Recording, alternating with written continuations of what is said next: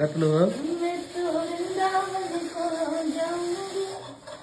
तनी लेट हो गई आवे में, दिखा देती नहीं तो। का अब तो हमारे बर्तन काफी चमक गए, साफ हो गए।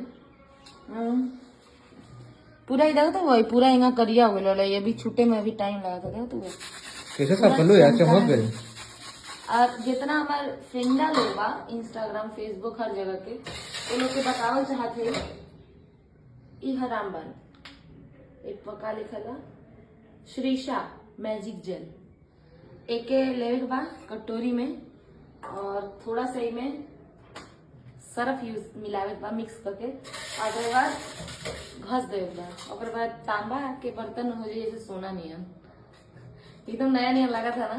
देखो अब हम माफी चाहे काहे के लेट हो गए वीडियो बनाने। देखी जो ना करिया करिया बा नु पूरा बर्तन हेंग करिया रहला पूरा, और अभी पूरा चमक गल काहे के कब से घिसत है लेकिन लेके डीप करे के बाद घसे के बाद